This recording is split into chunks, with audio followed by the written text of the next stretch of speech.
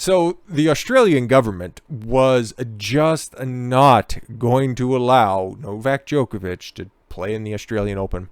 They really wanted to undermine the biggest sports event in their country, okay? They just wanted to make sure that the guy who could have set a record for his 21st fucking major victory on their soil, okay, adding a little bit more credence, a little bit more gravitas to the Australian Open. Nah, they had to kick him out because, you know that exemption that you got from the Victorian government? Yeah, it was good until you got here. And then that one court case that you won in order to stay there, and then, you know, APT and Tennis Australia seated you, had everything all ready to go, and then it's like, oh no, sorry, we have this appeals process that definitely wasn't politically motivated or anything, and it looks like you failed, and then it looks like we revoked your medical exemption again, and you're gonna have to go ahead and get the fuck out, Novak. Okay, so yeah, over the weekend, I guess it would have been like Sunday evening, but Sunday morning I seen that, and yeah, the Australian government just treated Novak just like I treated my microphone there for a hot second.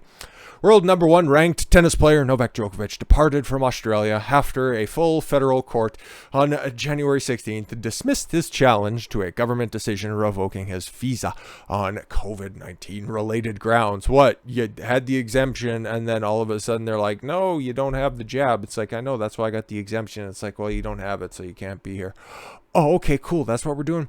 Chief Justice James Alsop said that Novak's application to overturn the Australian immigration minister's cancellation of his visa had been dismissed unanimously by himself as part of a court's three-judge panel alongside Justices Anthony Besenko and David O'Callaghan after almost 8 hours of deliberations. Got to a unanimous decision after 8 hours of deliberations. My ass. I would love to see what you guys were actually talking about during that time.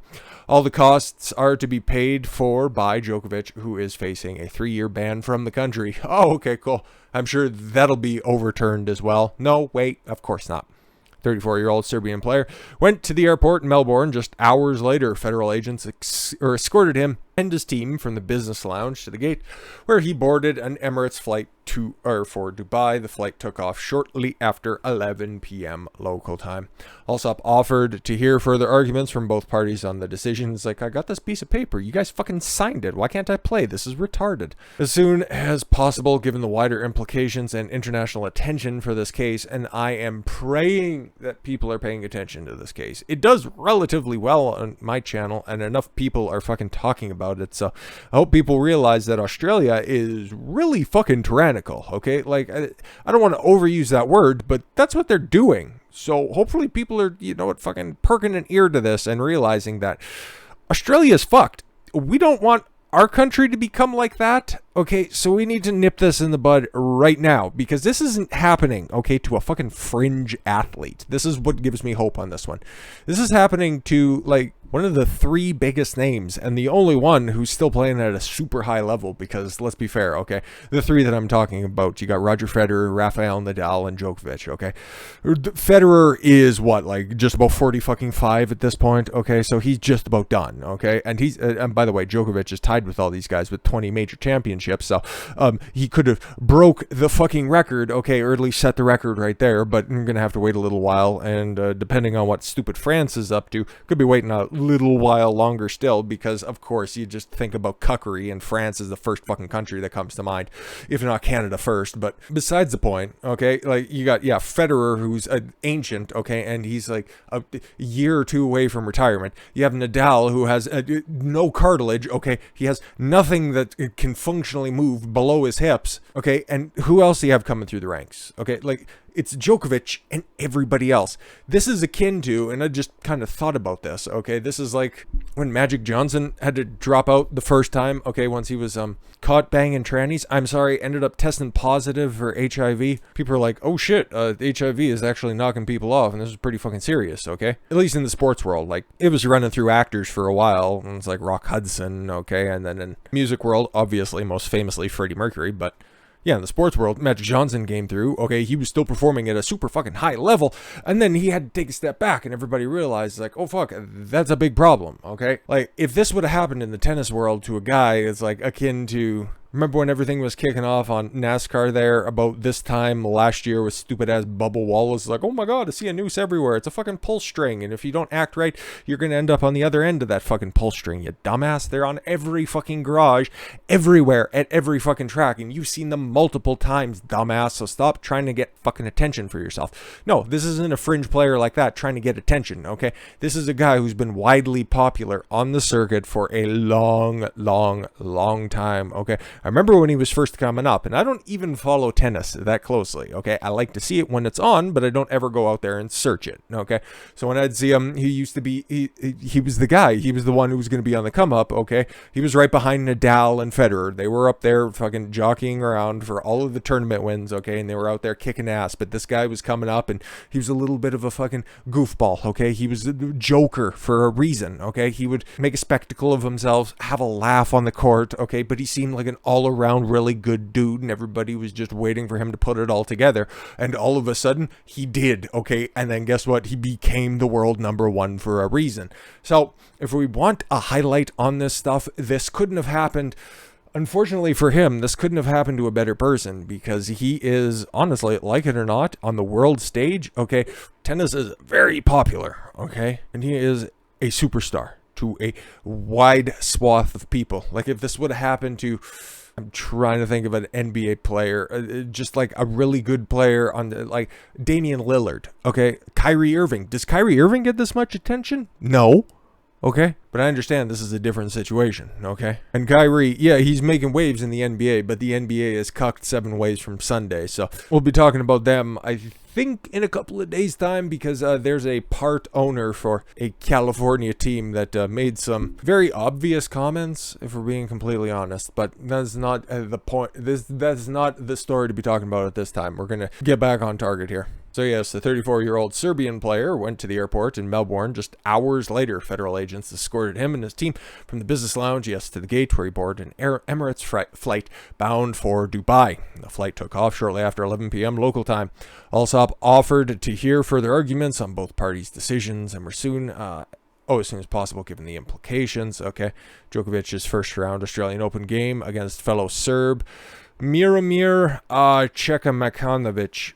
Again, okay. I love your tenacity, but your language is just ridiculous. That was scheduled for January 17th. So yeah, it should have been done and dusted. So did this dude get a bye? Okay. However, his legal team declined the invitation. It's like, listen, this is a show trial to begin with. Okay, you guys are just going to fucking yank his exemption. You've been acting like absolute assholes for the longest time. Okay, if you guys are going to pretend to be children, we aren't going to engage, so why don't you fuck off? Or maybe they were just turned away at the airport because they didn't have their papers. As a result, he lost his chance to defend his Grand Slam title in Australian Open. He's won a record 9 Australian Opens, including 3 in a row. And it looks like he's going to be out for 4, apparently. Draw decided that Salvatore Caruso will replace the number 1 seed in the tournament's first round. Very apropos substitution, somebody who's just going to slide in. Nobody's going to notice. He's exactly at the same level. I've never heard of Salvatore Caruso before. Alsop said that the court's reasons for the dismissal would be published as soon as possible. I will hold my breath for that.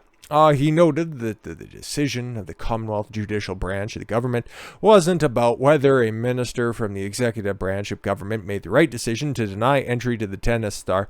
Lies, spot the lie. But about whether the immigration minister Alex Hawke's decision was lawful or legal in the context of 3 grounds put forth by Djokovic's appeal. Oh, yeah, really? Somebody got a phone call over the weekend and was like, oi, you got to throw him out? They're like, all right. Well, how long you need us to deliberate to make this look like it's something official? How about 80 hours? All right, we got it. Huck decided to cancel Djokovic's visa because he isn't vaccinated after giving him an exemption. Okay, this is so stupid. Alsop said these grounds focused on whether the decision was, for different reasons, irrational or legally unreasonable. Legally unreasonable? Anything like that in Australia? No. it is no part of the function of the court to decide upon the merits or wisdom of the government's decision. Of course not, because you'd have a long list, okay? You would have a binder of issues to go through, but this was not the case to decide of or rather come to the conclusion of the absurdity of the Australian government. No, but it should have been. It should have been, because now you're going to have the country of Serbia on your back, okay?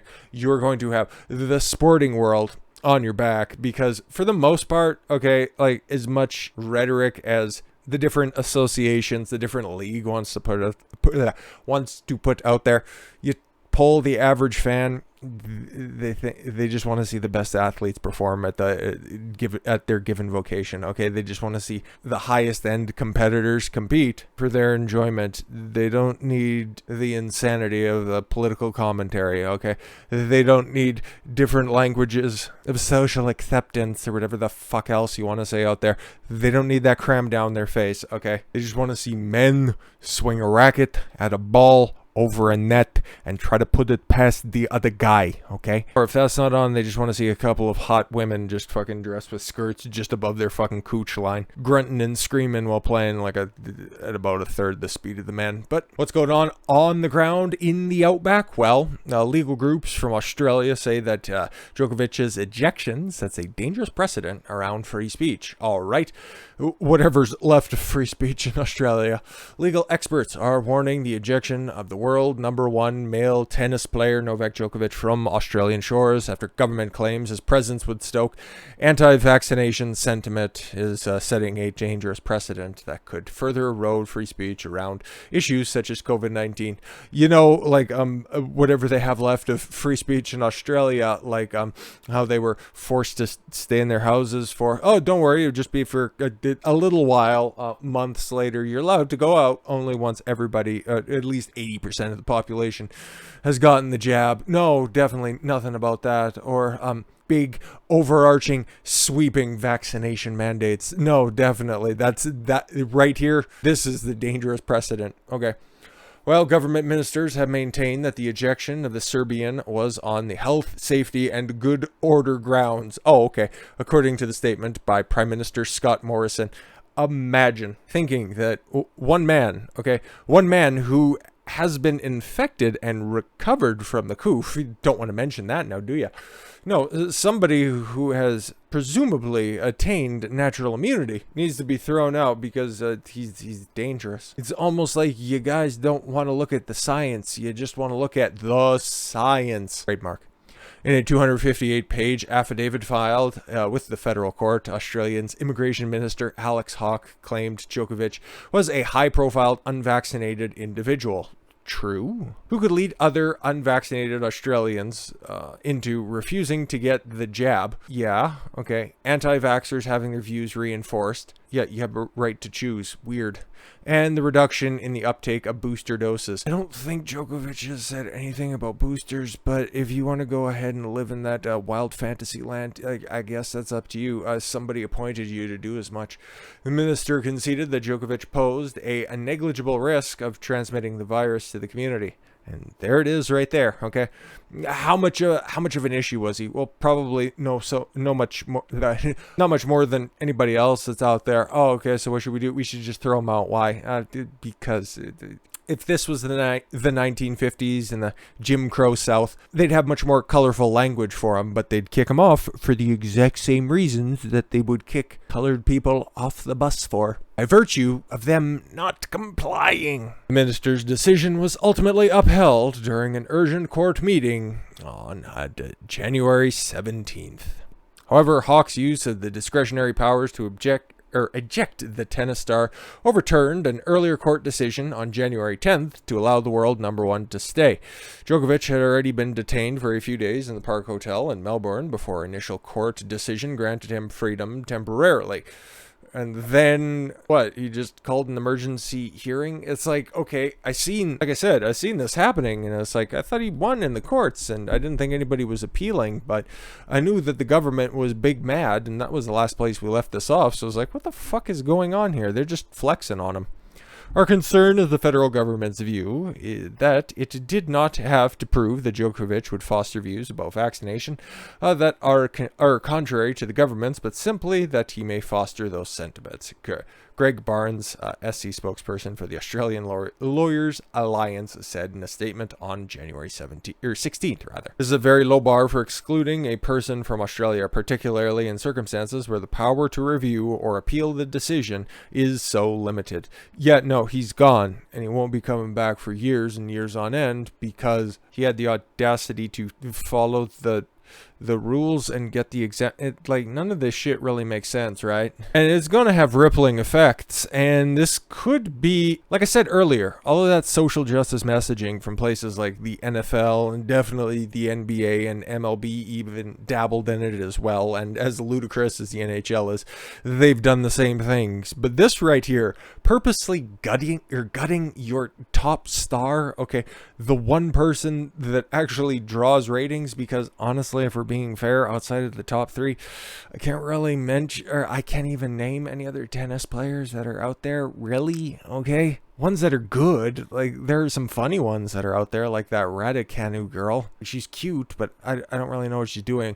Or there's that Asian bitch who's like, okay, I'm gonna compete, and then it's like, oh no, I gotta do an interview. Okay, oh my god, I gotta go do another photo shoot for another fucking photo, or for a magazine cover. It's like, okay, whatever, crazy lady. And then you got you got the Williams sisters, okay, and their old asses complaining about patriarchy or whatever dumb shit. And I don't know when the next game John McEnroe's gonna lace up the sneakers for, but stars are few and far between, and if you're gonna start banning your top stars for reasons, it don't make much sense, really. They've inadvertently, okay, and I guess if I'm to take the position of the other side just to see what they're trying to think on this one, but trying to, I don't know, force compliance and then just make everybody a walking billboard for just get the jab, don't think about it, it's all good, okay, it's safe and effective. If you're trying to turn every one of your athletes, okay, into that, and you have one guy, the big guy up at the top, who you got to give 10% to, no, not that big guy. If you're trying to make them so marketable, okay, like, be unique, just like everybody else. The only thing you're doing is just creating a martyr and making your sport look laughable. Let's see what's going on here. Djokovic could be barred from playing in the French Open after the French Sports Ministry stated on January 17th, that's today, that there would be no exemption from France's new vaccine pass laws. Oh, okay, cool.